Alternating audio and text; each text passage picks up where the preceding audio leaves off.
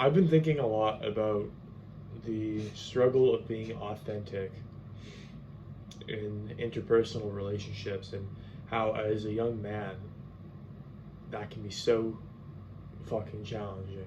Because when you're growing up, and into your teenage years especially, I've found, and I know you experience this yourself, you don't know what the fuck is going on, right?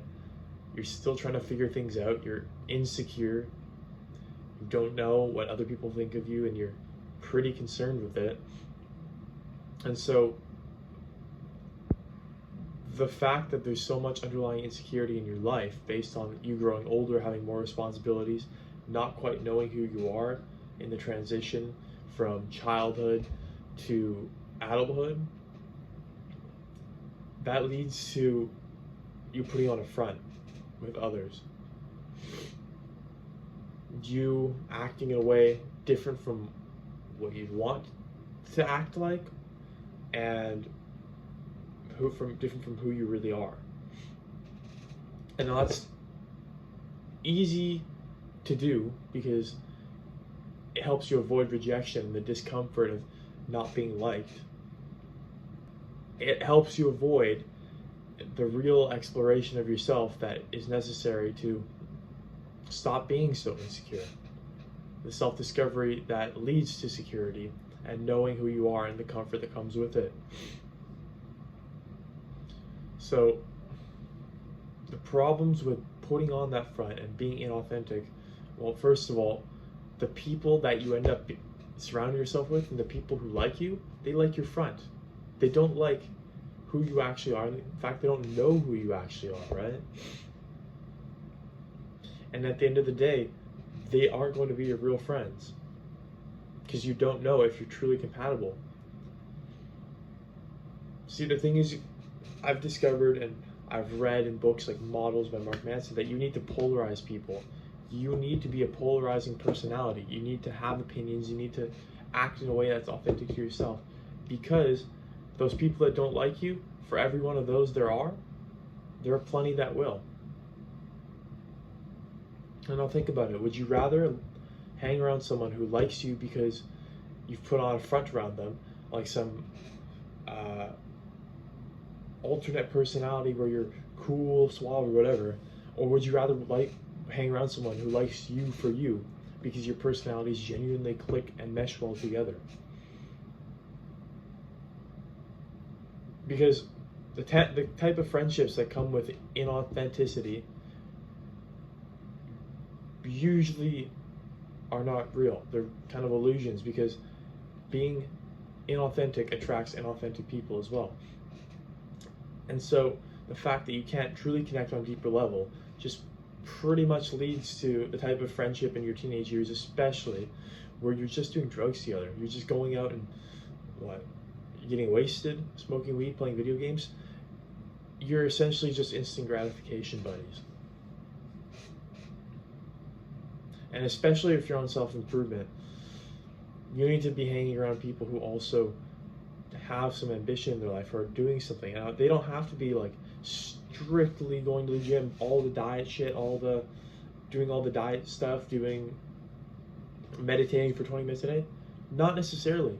But if they have something going on in their lives that's positive, like for example, I have a friend who really wants to be an architect, and he spends time every day drawing out various architectural designs and messaging architects to try to talk to them and figure out what he needs to do to pursue that career path. And I have another friend who plays guitar all the time. He's so passionate about it. He's a very, very talented artist. He writes his own songs, and they're beautiful.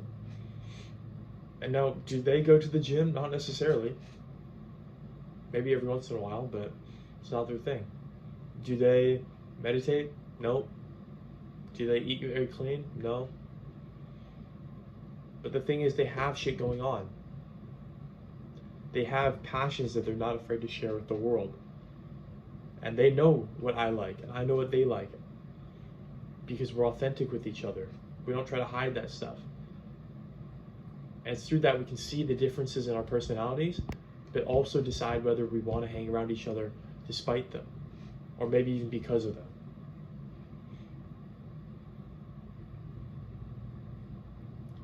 Now, when it comes to girls, I've had a girlfriend for about 9 months now. I've been seeing her, and that's where I've really struggled, because honestly, I had some tough stuff growing up with, like, my parents got divorced. It was really messy. So I have some underlying attachment thing, like issues, that I'm just starting to realize I need to resolve.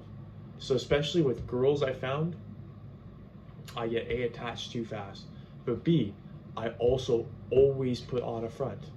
I always try to act the alpha male, like use these little manipulation red pill tactics. It's so stupid, because at the end of the day, that's not really me. It's not me. It's some internet guy who told me to leave her on red for X number of hours, or say this, say that, these little formulas. That's not me. That's not what I really would have said. And I found it really does impact the closeness of my relationship. But also, with authenticity, there's a level of, well, beyond just acting in a way that's consistent with yourself and what you really believe, what you really value, what you really want to say. There's also being open, being vulnerable, which is another thing I've been struggling with, and I'm starting to work on. So I've realized that if you don't step out of your comfort zone, and especially if you want a close relationship with someone, share things that make you uncomfortable to share things that put you at risk of rejection. Going back to the talk of polarizing, you never have that moment where you could be rejected, but they choose to accept you for what you've done, who you are instead. And if you never have moments of polarization, it's just surface level. They don't really know you, and you don't really know them.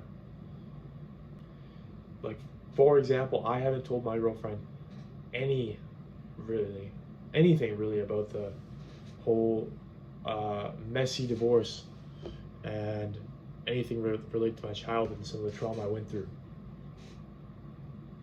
Because I mean, personally, I haven't even done any real work with it, which I guess to a degree is fair enough, but I feel like she's just kind of left with this big gap in terms of who I am, and then it,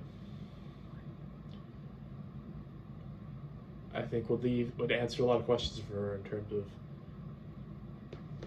how I act.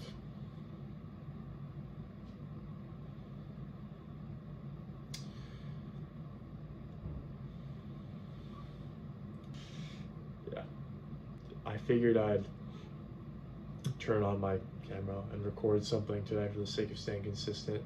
I just wanted to show you, I've had this book for a while, The Body Keeps the Score. I just started it today, read a chapter this morning. And honestly, it's one of those books you kind of need to just find the right time to read.